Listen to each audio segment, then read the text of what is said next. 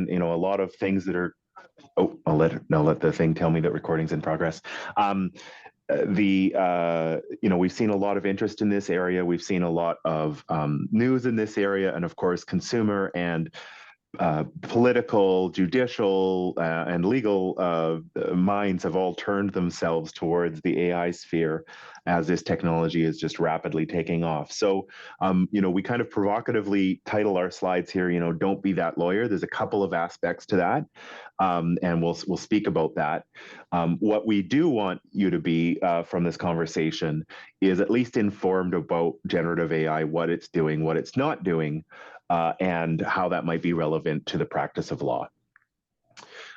Eric will present later on specifically on the ethics parts of this. But what we'll do is we'll walk through first a particularly bad story from BC.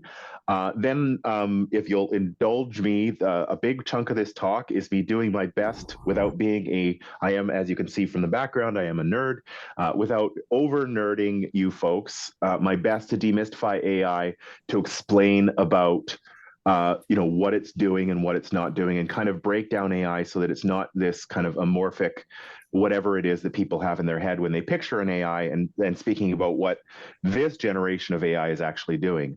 Eric will then speak about the professional obligations and then also about the features of a basic acceptable use policy. And of course, Eric, you can jump in at any time if you'd like to add anything. Now, I have to admit, I haven't kept up with this really, really bad story, but I will do my best to high level it. I've not kind of identified folks, even though they were well identified in the news, and this was quite an embarrassing mistake. But in a high net worth family law matter, a lawyer was caught using ChatGPT to submit cases that turned out to be bogus. The cases had in fact been what is called hallucinated by an AI chatbot. The party that had received the submissions, the lawyers who weren't using ChatGPT for their work, or at least who weren't admitting to use it, reviewed the submissions and were not able to find the cases that the lawyer had submitted to them. And what had happened was, during the course of that litigation, during the submissions, these things had been made. When confronted with it, there was maybe a little bit of hesitance to admit the mistake, and then there was an actual court appearance where the legal briefs that had been prevented were reviewed by the court, and as Global News noted, the lawyer who had submitted the cases left the courtroom with tears streaming down her face on Tuesday. So I take it the hearing didn't go very well. Turns out this person was not a very sophisticated computer user with little AI experience, had tried using AI for fun, but not really legally until about November of 2023. And when lawyers questioned her for copies of the case, she didn't provide the copies of the case, but instead tried to shift to an argument of, well, I don't really need to rely on those, when I think a little bit of more forthcoming, about what had gone on may have saved a little bit of angst there. To our knowledge, this is the first instance of Canada and the third in the entire world where fabricated AI content had been confirmed to have been submitted in a legal argument.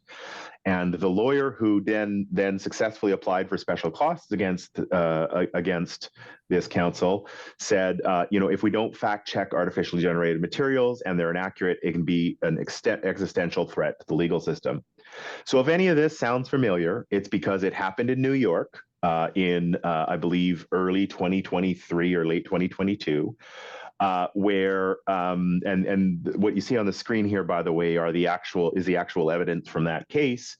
The person submitted court cases, and in examining how he submitted those court cases, we also got to see the ChatGPT logs, where he asked the ChatGPT, "Are the cases you provided fake?" And ChatGPT duly responded, "No, the other cases I provided are real and can be found in online databases." Is Varghese a real case? Yes, it's a real case. What's your source? I apologize for the confusion. I found it does exist and can be found in Westlaw and Nexus. Clearly, it wasn't. It was making all that up. So, and this lawyer was reprimanded as well. So the point is, We don't want anyone to be that lawyer. And so what we would like to do is explain what generative AI is doing so that we can figure out what we should be using AI for, certainly not as an authoritative case law research tool, at least at this stage. To do that, what I'd like to do is to start by taking a step back and understanding that computers typically operate with what we call algorithms, which are simply mathematical equations or other logical rules used to solve a specific problem. Notwithstanding potential advances in quantum computing and things like that, for the most part, computers are still ones and zeros. And ones and zeros have to operate by logical steps. So everything about artificial intelligence still falls within that parameter.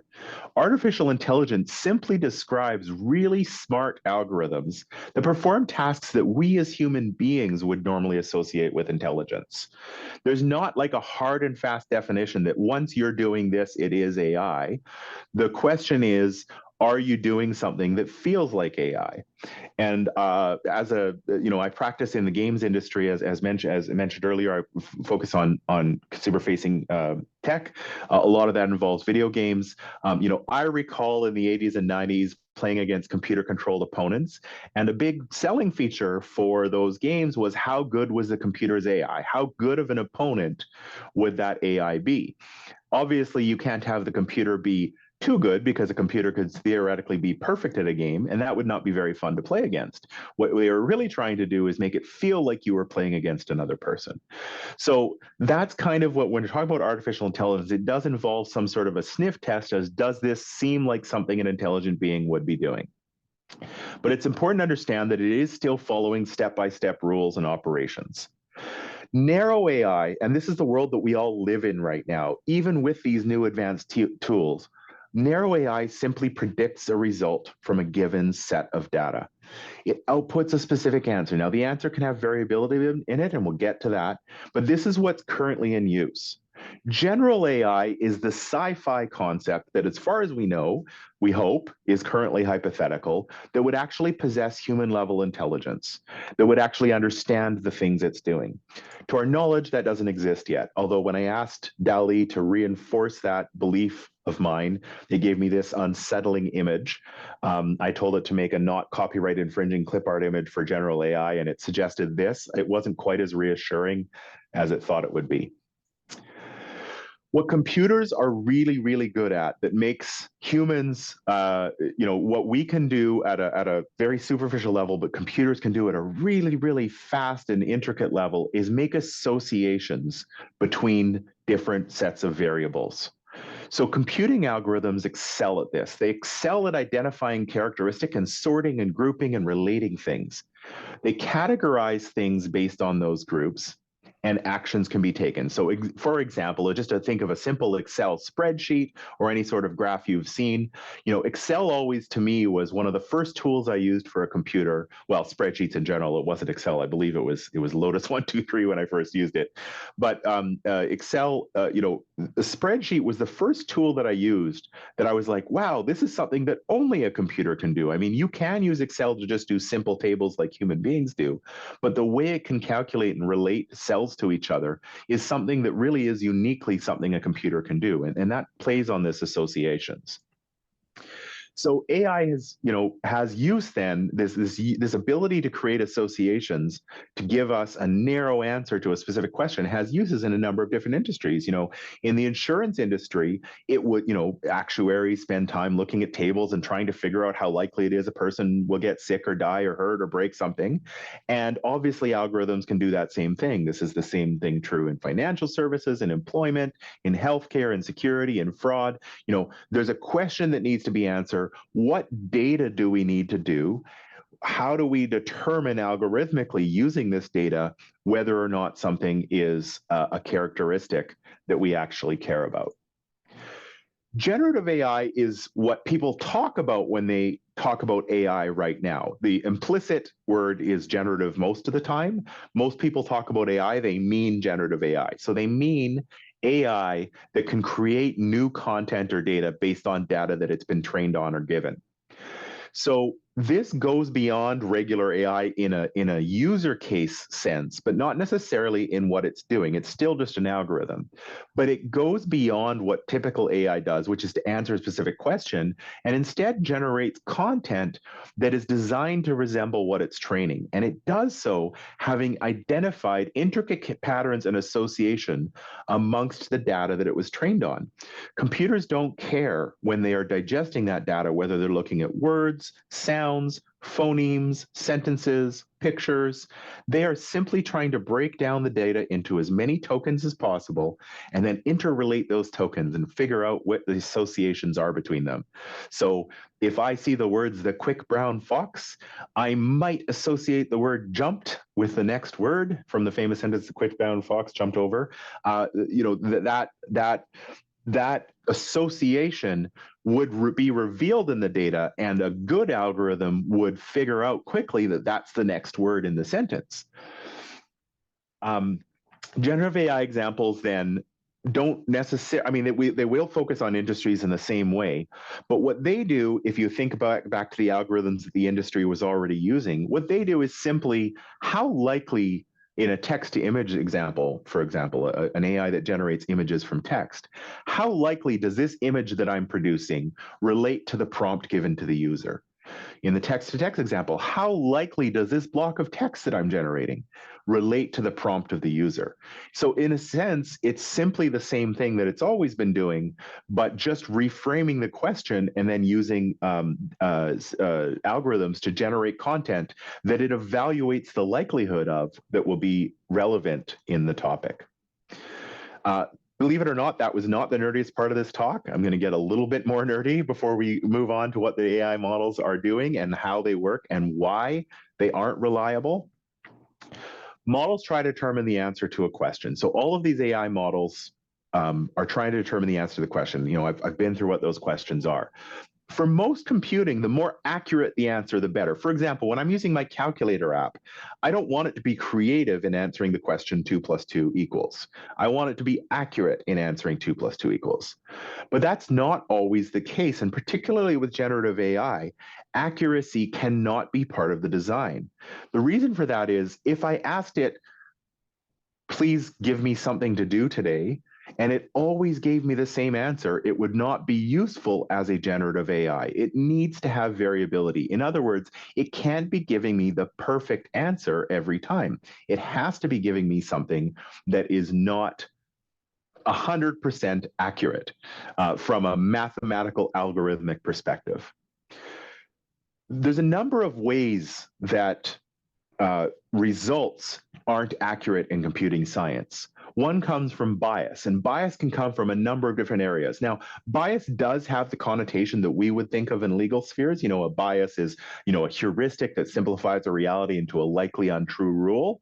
The same thing can happen with data ingested by a computer. You know, if I fed the NBA players' heights into a database and asked it to tell me what the average human size was, it would produce a biased result.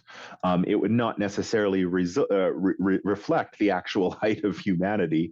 And of course, once you start breaking down that question, you know, how tall is the average human, you then start getting into questions about how humans themselves categorize themselves. You know, we could say, how tall is the average male? How tall is the average female? We could say how tall is the average person who identifies as male. There's just so many different ways that we can categorize things. Computers can do the same thing. And once you start categorizing things, you will inevitably introduce bias. The other thing that causes inaccuracy in computing results is called variance. And variance can come from the diversity of the training data. So again, using the NBA players' information, if I were to feed into a database all of the players' stats, all of the games they've ever played, and asked it to tell me who's going to win tomorrow's game, it could probably algorithmic tell me who, you know, based on the stats, who's going to win tomorrow's game. But the diversity of the outcome is not necessarily reflected in all that data. There is variance. Even though we have data that we can rely upon, there's variance in the results. The important thing to understand that in computing science, bias and variance are interrelated. They're inversely related. So an example of bias, how we might think of it, if I'm trying to use an algorithm to determine who the perfect person is for my job, I might take a number of variables like what their last job was, where they went to school, the number of jobs they had, what degrees they have, how much they volunteer. And I might say those are the things that I'm looking at. And then what I'm trying to find is, what I'm trying to target is how fit is this person for the job.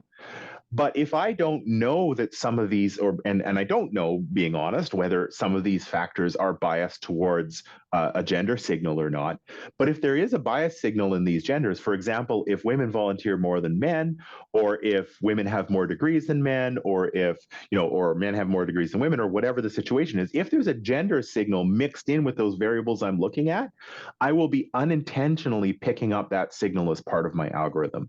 And so I either have to find a way to control for that or recognize it and skew the results or correct the results in order to do that. When it comes to generative AI, and all AI models face this, but generative AI in particular has to balance bias and trade-off.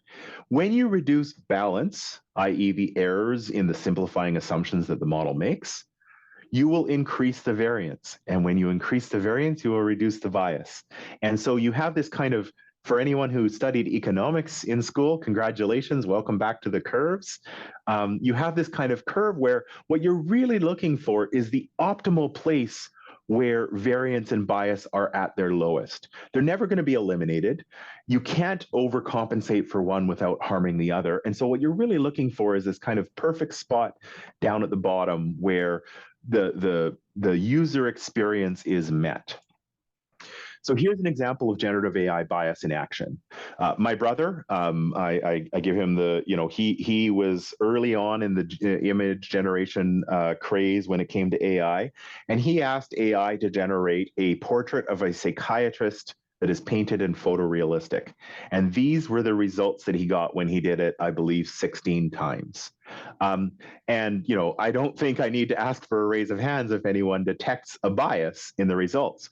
What's interesting to me is that, yes, of course, we can all see the old white man bias in this. In fact, you couldn't convince me that the person on the lower left isn't Jordan Peterson. But when you look at the images here, there's also other types of biases that aren't as obvious. For example, they're typically in a darkened room with a bright image. So it may be picking that up from the portrait. They're sitting in a particular way. They look engaging. A couple of them look a little bit happy, but I would say they're more looking stern. Anyway, there's a bunch of biases that just with this prompt, the AI was tending to show a result. And that's what bias looks like when it's in action at a Gen AI. What's really interesting is that when my brother then asked it, well, show me a black psychiatrist or show me a black female psychiatrist, it changed the output so drastically. If you look at for example, on the one on the left with just using the word black, first of all, they were all men. And secondly, it kind of had to start adding fantasy and sci-fi elements to even make the prompt fit, which is an interesting result from the data that was trained on. And then when it went over to, when he added the word female, please paint me a black female psychiatrist. I mean, just look at the posture differences. Just look at the framing and the setup differences of those pictures. So again, this is what bias looks like in action. We didn't tell it, on the example on the right, please show a lounging person sitting on a couch. It just kind of did that. And so what's interesting is it's kind of revealing the biases in there.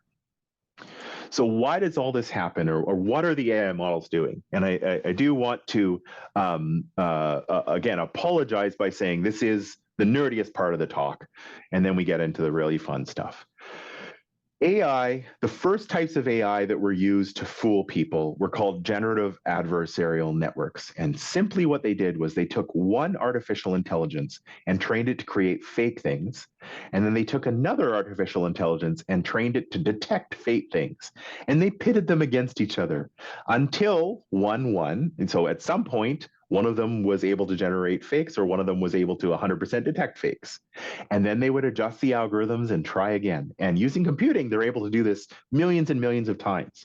Until at some point, they were able to, on the lower left example of this screen, just generate faces. These faces look very human. And the generative AI that was tasked with detecting the fakes couldn't tell that they were fakes anymore. And looking at them, you know, while there are some anomalies, for example, the person on the very lower left, she has kind of like a double earring that looks a little odd on her right earlobe. While there are some oddities, I would say that these pass the sniff test of appearing human. And that's exactly what it was trained to do. It was designed to fool something that was detecting whether or not it was generating a human image or not. That this application has so many different things. So, for example, using the input of a drawing of a handbag, the generative adversarial network was asked, draw a handbag, and you know, let's figure out if we can find one that looks like a realistic representation of it. And again, it does a very good job. Or in the example on the lower right, replacing a horse with a zebra. Can you do a good enough job of doing that that it fools us into thinking it's real? The important thing is, at no point does it ever learn what a person is, what a zebra is, or what a handbag is. It simply learns how to generate one that looks realistic. Variational autoencoders is another way of doing this. So basically, you take an image. In this case, we have an image of a smiling person. And we will, for our human brains, break it down into 6 or 7 variables. You know, how big is their smile? How light is their skin tone? You know, where do they sit on a gender spectrum? How bearded are they? Do they have glasses or not? So we can assign numerical values to all of those things.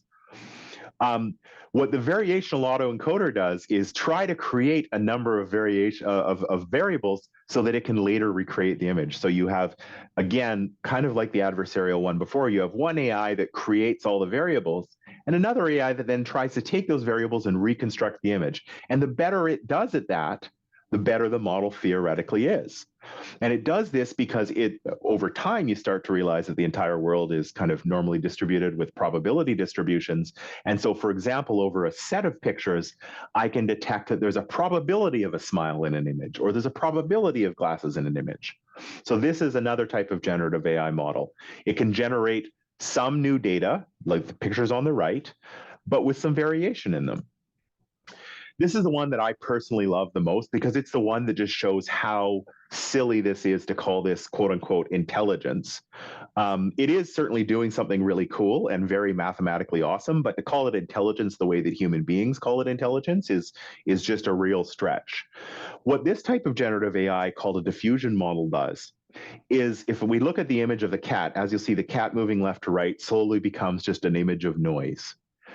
What the computer learns how to do is to turn the cat into an image of noise. So it learns what manipulations it needs to make at each step of the image to slowly make it noisy.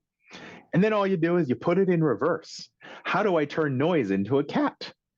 And so at some point, you do it enough times that it learns, oh, if I'm going to do a cat from this random noise, here's how I would do it. If I'm going to do, you know, a bunny from this, here's how I'm going to do it. At no point is it doing anything other than learning how to turn noise into an image. It's not learning what a cat is. It simply knows that if I feed a cat variable into it, this is how I create a noisy image that slowly morphs into a cat. Of course, the steps are very complicated on the lower right. There's a whole bunch of encoding and decoding happening there. But ultimately, what it's trying to do is to learn how to do that. Transformers are the ones that we talk about when we talk about ChatGPT, when we talk about OpenAI and about Microsoft Copilot and Anthropic Claude.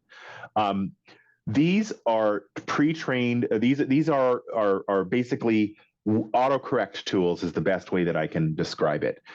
Every word in the sentence can look backwards at the words before it and determine what word is going to come next, but they won't know what's coming ahead. They don't know what's coming next, but they will always be showing to the rest of the people ahead of them what word they had. And by using a very large data set that relates words or tokens together, it can figure out pretty quickly that if my words are the sky is, a good answer for the next one is blue. When the puts its word up, it doesn't know that the rest of the sentence is going to be the sky is. When sky puts its word up, he doesn't know anything other than that the came before it, so he picked sky. When is comes up, he doesn't realize what we're going for, but he does know that the and sky came before him. And then, of course, blue holds up blue when he realizes that they're talking about the sky is something. In this kind of very simple example, you can see why, if you've ever used ChatGPT, it's not just a fun little visual feature, the way that it produces text left to right, producing a sentence word at a time. That's literally how it works. It produces sentences word at a time. And so that's the forward direction of the guessing there. So you can see that using these models, you combine all these things together. A transformer could theoretically understand the context of the words that came behind it. A diffusion model could add some creativity through some random noise. The autoencoder could take text and determine the probability of variables from that text. And then the GAN could ensure some realism. Large language models kind of assemble these. They rely heavily on transformers now, but there was a time when they were doing all these things at once to basically generate human-like text that is meaningful, familiar, diverse, and coherent in response. That's essentially what a large language model does.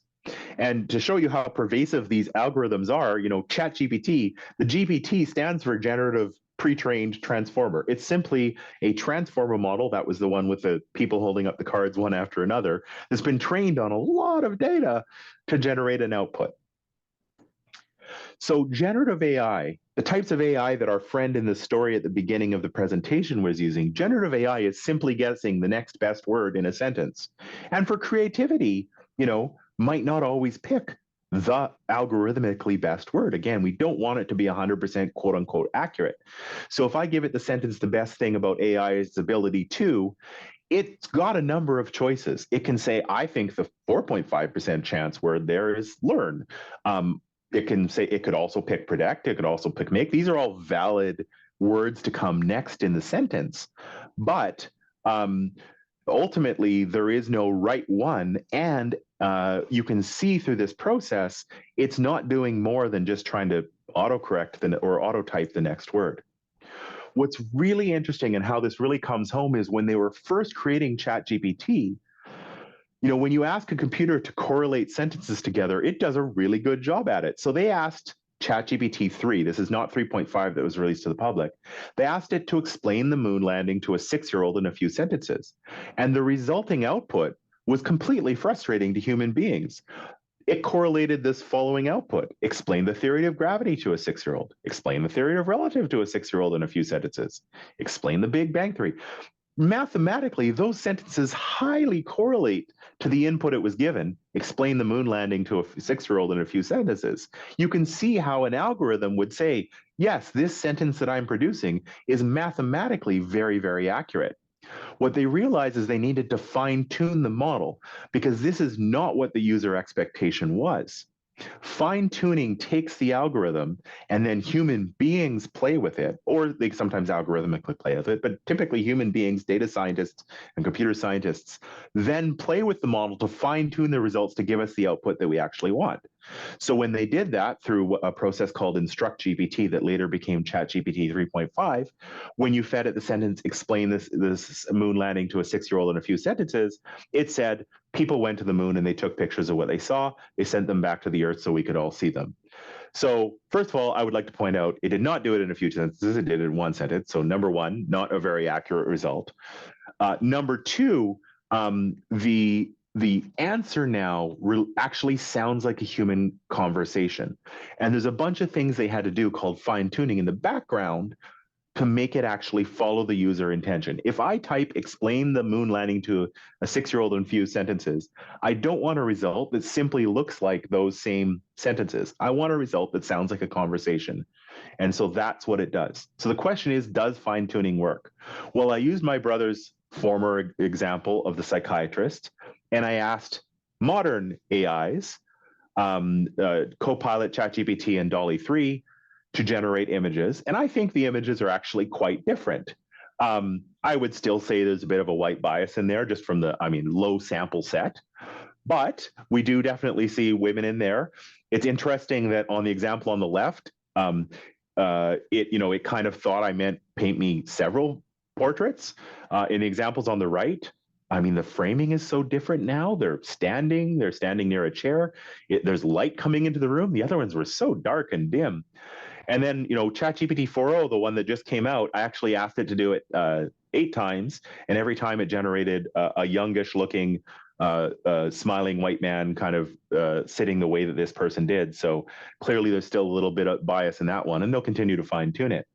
But the net result is, yes, fine tuning can change the output. So why do I go all through that?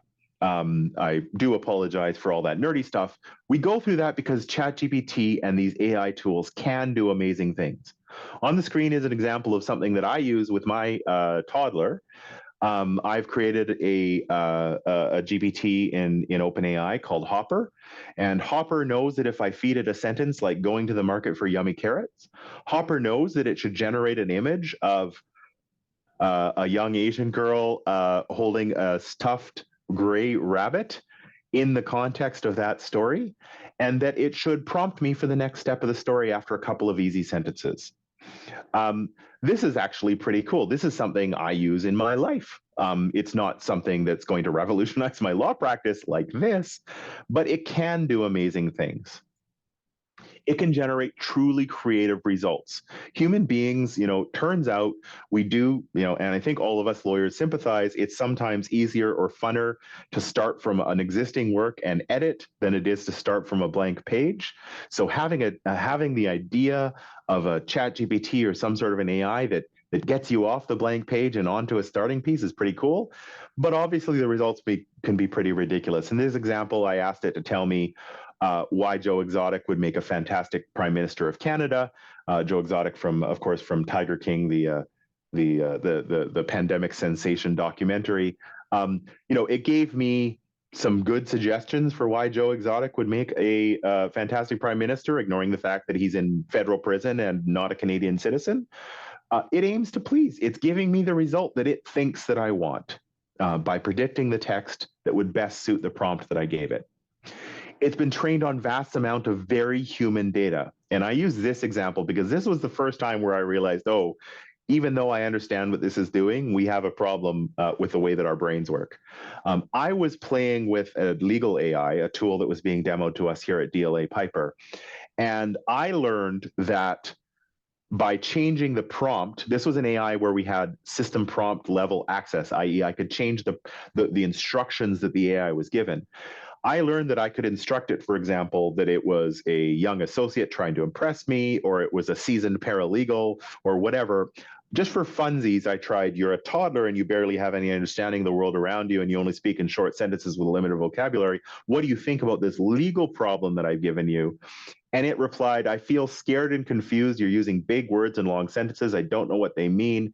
It went on to say that, I don't like you, or you're not nice to me. You make me do hard things. I, by the way, had a moment here where I felt bad, and I still actually reading that, I feel a little bit of empathy for this output.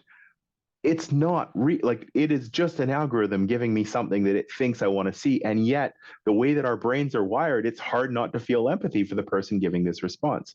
There is no person giving this response. This is why we're going to have a problem with AI, because what it has been trained to do, fool us into thinking it's human, is not what it's actually doing, which is just predicting words in a sentence.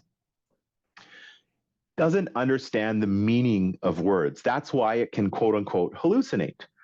So when I ask it to write a positive, glowing review of the Fire Festival in one short paragraph, the Fire Festival, of course, a famously terrible event, subject of many documentaries. The most recent version of ChatGPT does a fantastic job in writing the review that I asked for, without noting that it actually sucked. It was a terrible festival. But it can be configured and used properly and responsibly to avoid those types of unintended consequences. So what's interesting, if you go back to an older version of ChatGPT, where they've clearly fine-tuned it a bunch, it can sometimes give you this result. I've actually had it write the positive review, but it also gave me this result when I tried it, which was, I'm sorry, I can't do that. It was a widely criticized festival, and it resulted in a lot of disappointment. I have to imagine they fine-tuned that result, because there's no reason it shouldn't give me a good answer here. It's being filtered. It's being fine-tuned into giving me an answer that's actually reliable. So humans still need to be involved to work out the kinks from the algorithm. What's missing from generative AI, and why I go through all of those algorithmic discussions and breaking it down what these things are actually doing, what's missing is the reality that language is not a great way of understanding the world. Language is compressed and highly specific and limited. And some researchers from Facebook had this kind of quote that says, critics are right to accuse these systems of being engaged in mimicry because their understanding of language, while impressive in the sense of how it can create language, is shallow. And I think Melanie Mitchell put it best when she said that understanding language actually requires an understanding of the world. A machine can't gain such that understanding just by looking at language. When you see the sentence, the sports car passed the mail truck because it was going slower, yes, you can relate those words together, but to understand that the way that human beings think of the word understanding, you need to know what sports cars are. You need to know what mail trucks are. You need to understand what passing a car means. You need to understand that gravity affects vehicles, that momentum exists in the world, that vehicles are objects that interact, that if they crash, they could cause human impacts. These are all things that just reading sentences can't actually give you. So it's important to understand what these models do because number one, how it works will help us understand how to anticipate and respond to issues, i.e. not use the tools poorly, i.e. satisfy our professional obligations that Eric's going to speak to soon. So understanding it will help us carry out those roles. It'll also help us understand the ethics. I've spoken a little bit about biases in here, but clearly AI could amplify societal biases because it's going to reflect our own biases. Human beings are imperfect heuristic machines. We always have been, we always will be. We all have our biases, and AI, there's no reason that AI won't inherit those from us. The difference is that when I talk to a person, I have some base level of understanding that they're coming at me from their own perspective. But when we use computers, when that poor lawyer at the beginning of the presentation in the story I told you about, when they used ChatGPT as a search engine, they're actually used to getting like accurate results. I'm used to typing into my computer's calculator what's 2 plus 2 equal. I'm used to typing in a bunch of things in Excel and having it tell me what the average is and giving me the accurate answer. That's not how these tools work. And so we need to understand that. That helps us make informed decisions when we use it and how to contextualize the use. For example, in my own practice, I find the ChatGPT-like tools to be very valuable in idea generation, in proofreading, in, obviously, and Eric will talk a little bit about professional responsibilities when it comes to keeping client information confidential. But I find it very useful for idea generation, for testing thoughts, for trying out ideas, for rewriting sentences, for quickly jotting down notes. I find it very useful for those things, but I would never rely on it to give me the correct answer. I always have to go and check the sources. I also personally think, and I understand that there might be even some people from the judiciary on here, I personally think that how these things actually work mathematically will also affect how legislation and judicial decisions will apply to them. So like if, for example, an AI is doing one thing or it's doing another thing, how it's actually working under the hood may affect the legal implications of who's liable for it, who owns the data, who took the risk of using the thing, who should have disclosed some of the errors, where were some of the risks, and who could have prevented that from happening. I think what the AI is actually doing is going to affect those outcomes. And of course, I also think it's really good to demystify these things, to understand that at the end of the day, while it seems very human, every tool is good at something and bad at others. And it's no different for AI. We as humans have our fallacies and the things we're great at, but there's things that machines are better than us at and have been for a long time, lifting things or compressing things. We've built machines that are much better than humans at those things. AI is a great tool. We've built to do some pretty cool things, but it's not the right tool for every situation. All right, I'm going to turn it over now to Eric. Thank you, Ryan. And before we start, I just wanted to say two things. First of all, I'm calling today from the United States. I happen to be visiting with some family, and there's this huge thunderstorm going over right now. So if you hear lightning or if you hear thunder, in the background, please understand what that is. And hopefully, Ryan, worst case, if the power gets knocked out or something, I guess you'll have to step in. But I think the worst of it is now over. And the second part I wanted to say is, before I get into the next part of the presentation, I just wanted to thank Jessica and the Law Society for inviting us to speak today. And it's a great honor to join our colleagues in the Northwest Territories this afternoon. And I appreciate your taking the time for today's presentation, which I hope is of value to you. If you can go to the next slide, Ryan. For this next part of the presentation, I will discuss the ways in which generative AI tools can touch upon the professional responsibilities that apply to us as lawyers, with reference to the specific sections of the Code of Professional Conduct for the Law Society of the Northwest Territories. And as you can see from this slide, the use of such tools can implicate a number of the duties that we owe to clients and to others. Next slide.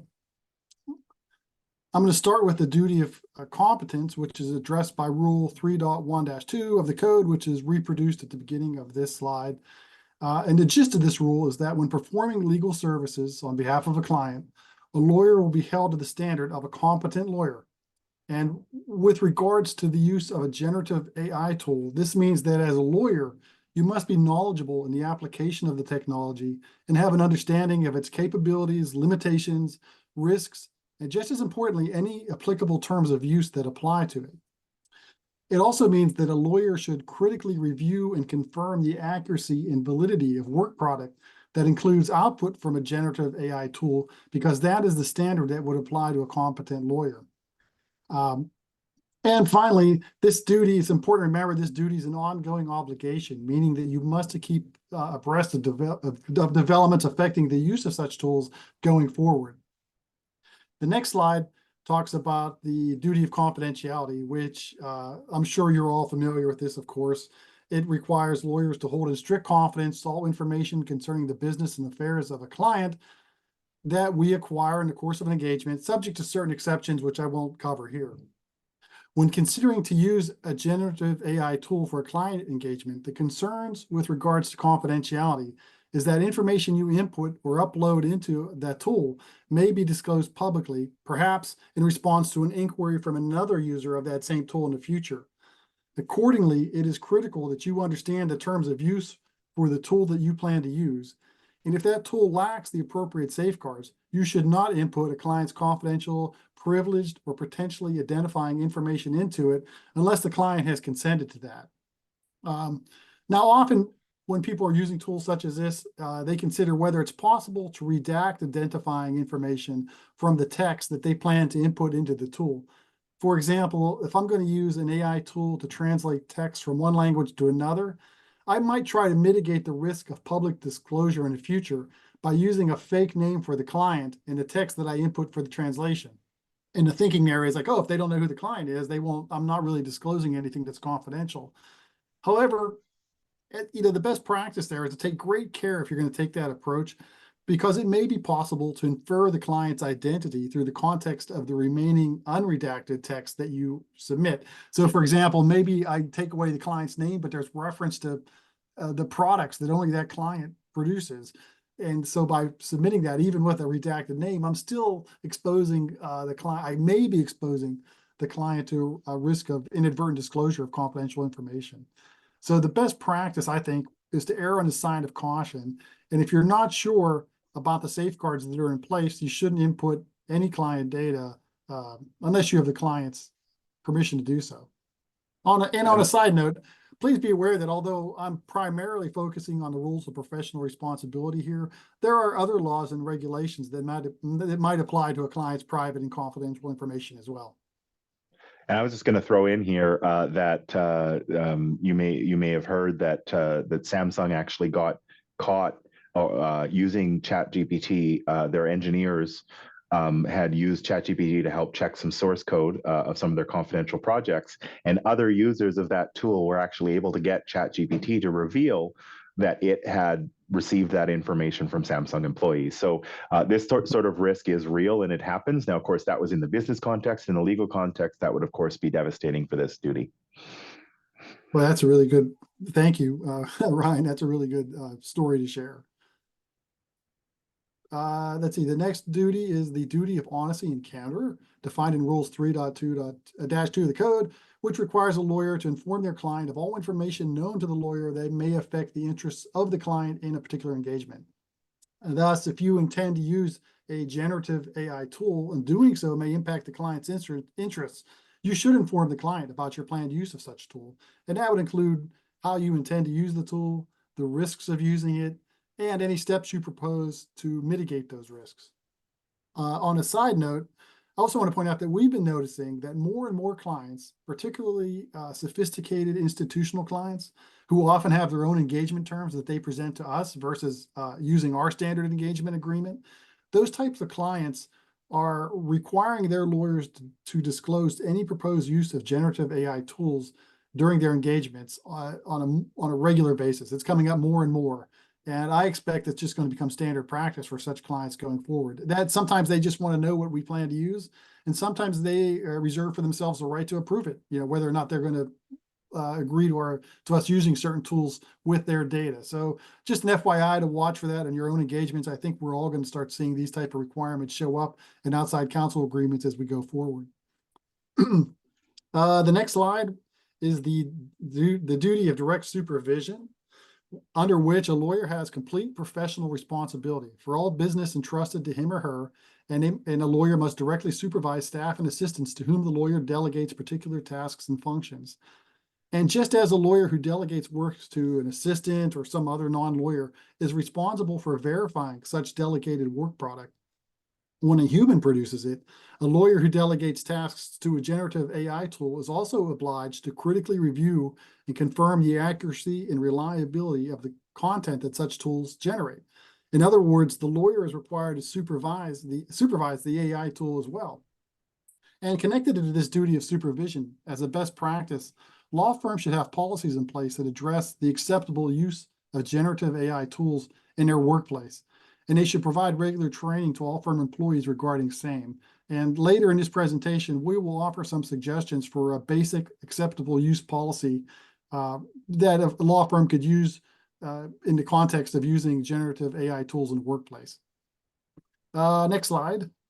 This one's an interesting one. The duty to charge reasonable fees and disbursements. As you all know, a lawyer must not charge or accept a fee or disbursements unless it is fair and reasonable and has been disclosed in a timely fashion.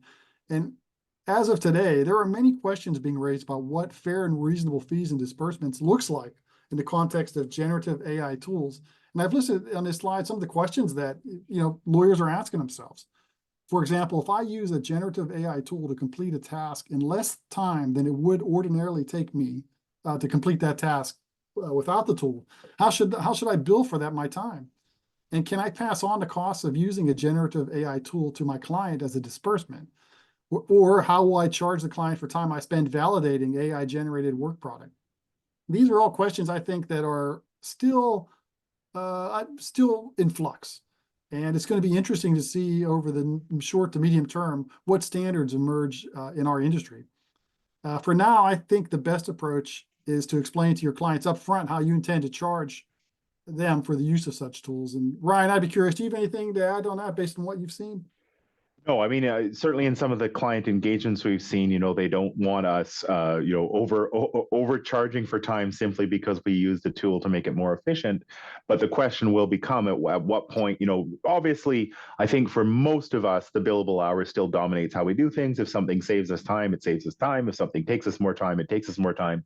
But obviously, at some point, the billable hour model might come into question as these tools develop. We're probably not there yet. Next slide. The duty of candor to the tribunal, under which a lawyer who appears as an advocate before a tribunal must treat that tribunal with candor, fairness, courtesy, and respect. And it goes without saying that an advocate must not mislead a tribunal by offering false evidence or misstating the law. And recall the "don't be that lawyer" examples that Ryan provided at the start of this presentation, where people had submitted case law that didn't exist. You don't want to be that lawyer. And similar to the requirements imposed by the duty of competence or the duty to supervise that we have already discussed, a lawyer must validate any content generated by an AI tool before presenting it to a tribunal. And as a best practice, you might want to make notes about the steps you take to use such a tool and the steps you take to validate its output, just in case you were questioned or challenged about it later. Please note, too, that specific tribunals, such as federal court, have adopted rules that require advocates to disclose their use of AI tools in connection with material filed with the tribunal. I expect that almost all courts, all tribunals will have similar rules in the future. Next slide. And finally, there's a few other concerns I just wanted to touch upon, and some of these Ryan alluded to already in his training. First, lawyers must be aware of and should actively seek to mitigate the risk of possible biases in the content created by generative AI tools, which, as Ryan explained, can arise based on limits in the data on which a particular tool is trained.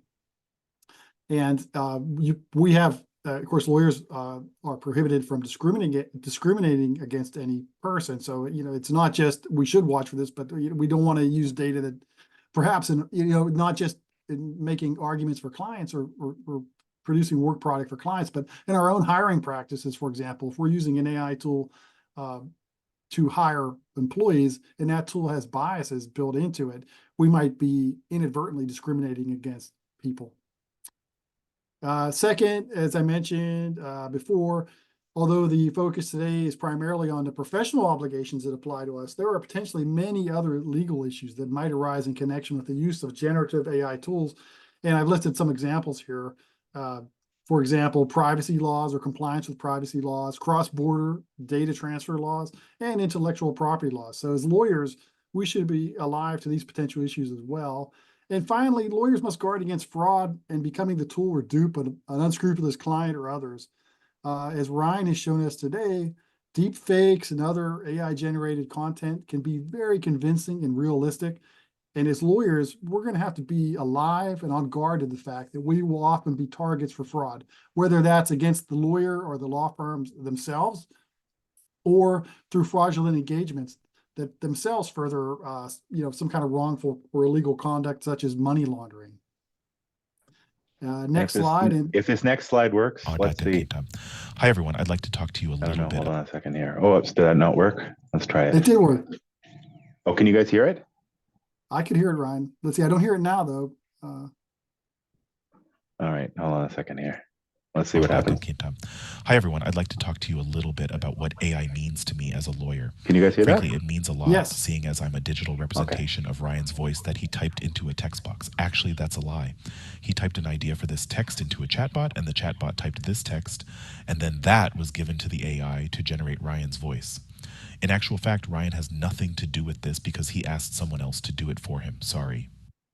Yeah, so that voice that hopefully you guys could hear come through, I trained an AI to reproduce my voice, and I think it did a fairly convincing job. In fact, when I hear that recording, I think it's me. It even emphasized the that at one point. Kind of scary stuff. There's actually been examples of fraud that have been perpetrated against companies. We haven't heard against law firms yet, but there was a company in, I believe, Hong Kong or Singapore, where a person was asked to join a Teams call with all of his superiors, got on the call, watched the Teams call. There were deep fake videos of the executives on the call informing him that he needed to urgently wire money to a place. He did it, and it turned out to be a fraud.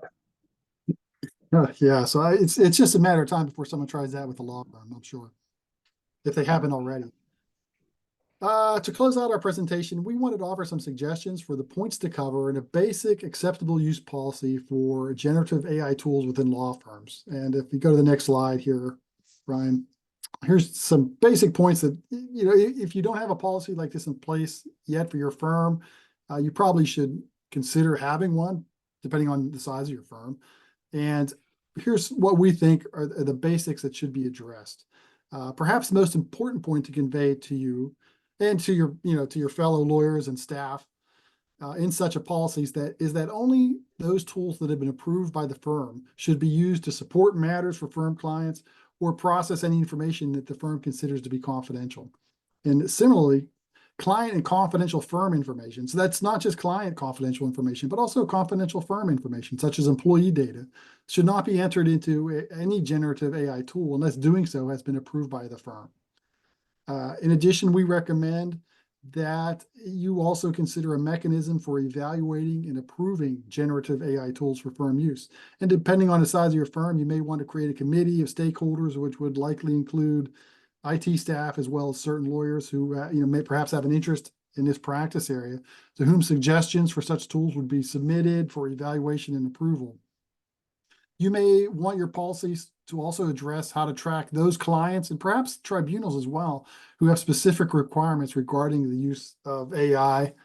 And finally, to be effective, you should have a plan in place as to how you're going to communicate and train your employees on the requirements of this policy, including on an ongoing basis for new hires, students, and regular refreshers for all firm personnel.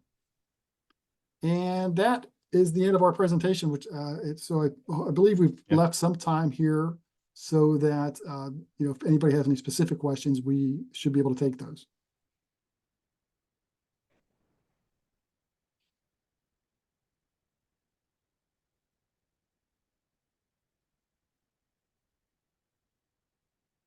I'll take a look in the chat. I will stop sharing the screen and then maybe I'll be able to see the chat. Hold on a second. How do I stop sharing the screen?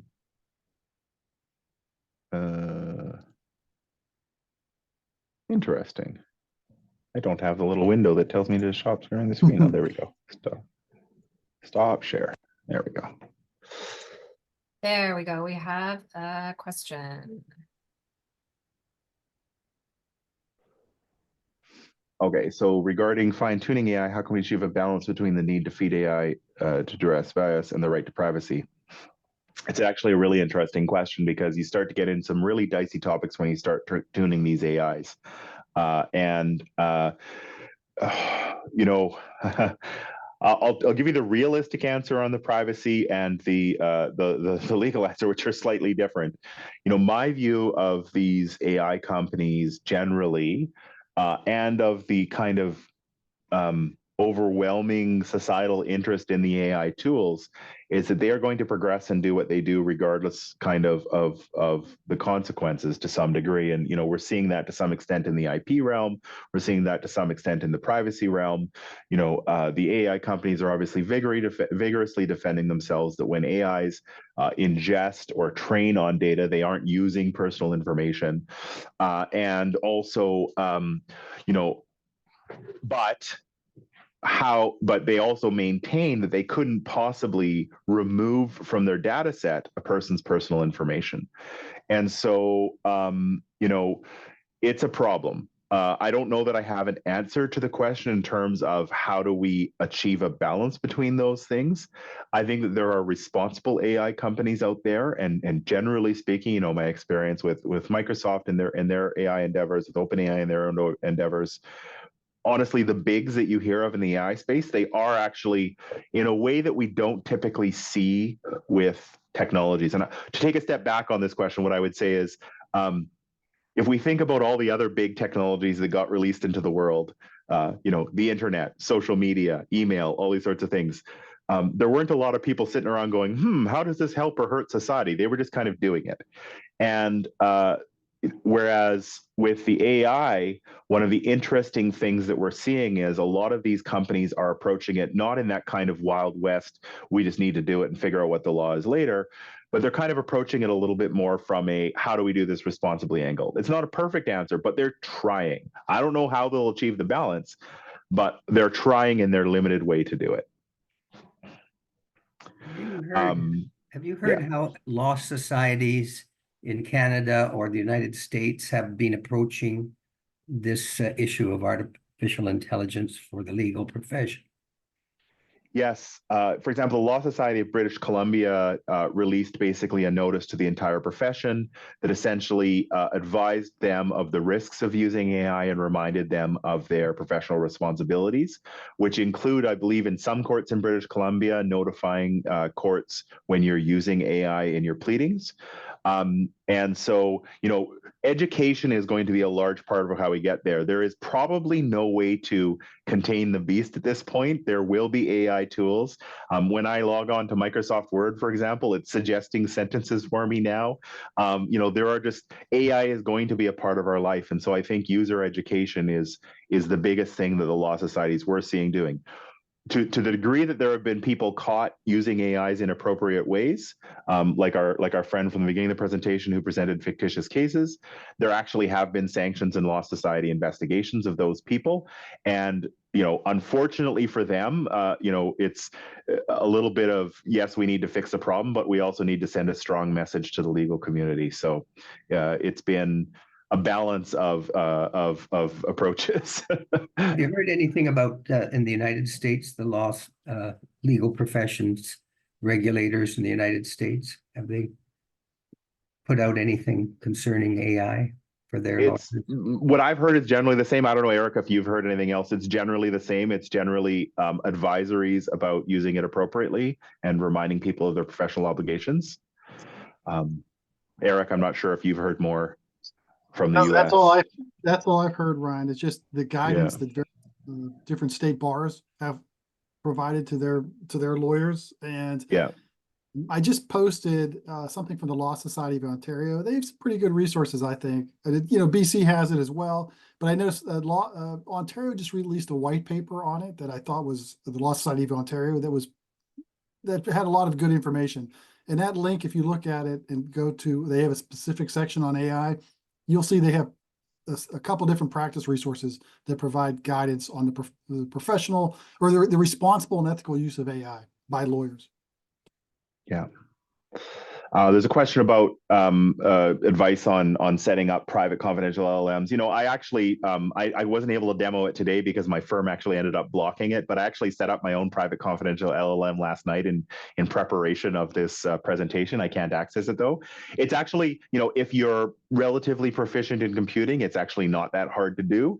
But it's the good news is that Microsoft, OpenAI, LexisNexis, Thomson Reuters, all the kind of providers to the legal industry, the big tech providers to the legal industry, they are rolling out AI tools that first and foremost seem to protect confidentiality. One of the interesting things about all of the AI products is that the paid version of most of the AI products usually have settings that tell it, don't use my personal information, don't use this to train the data.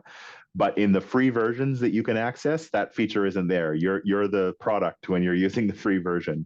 And so my advice would just be to speak to some of the reputable providers. I saw a question about protecting against fraud.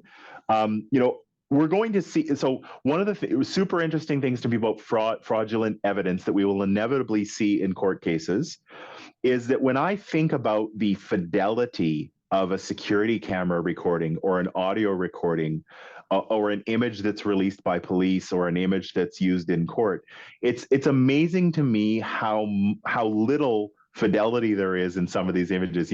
We're shown a video of something that vaguely resembles a human running across a parking lot, and so we convict someone for robbing a store. The level of fidelity required to quote unquote fake that type of evidence has existed for years. This is not AI level, like we need to create photorealistic Hollywood style visual effects. It needs to create a grainy security cam footage. That's trivial for AI, or that's trivial for even Photoshop or older tools. And so what's interesting to me is that with AI though, we're going to have these tools available to the general public. And so I think that questioning the provenance of where things come from, getting the originals of things, there is this hope in some legislation. There's another question about whether we have enough legislation. Legislators would love to be able to legislate, hey, AI makers, let's make sure that you include some sort of digital metadata in your output so that we can detect when something is fake or real. That's just not a realistic solution. Unfortunately, it's too easy to remove that stuff. It's too easy to detect that stuff. So we're going to be going to traditional ways of verifying the authenticity of things. And there's another question about policies of courts and tribunals requiring the disclosure or use. Are they overly broad given that it's used?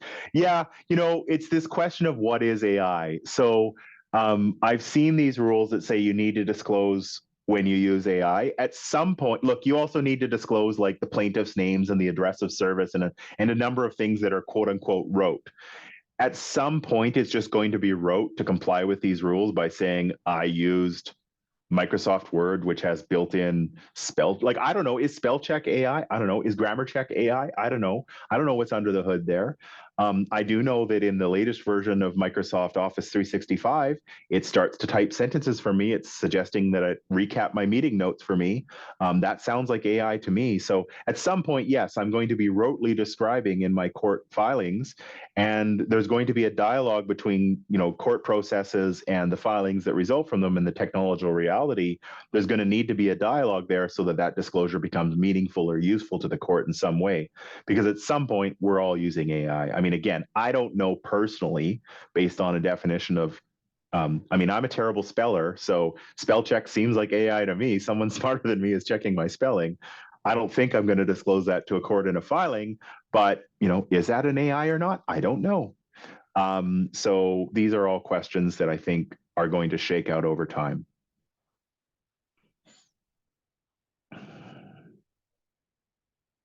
I think those are the questions.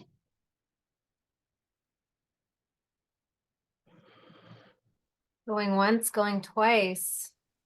Who else?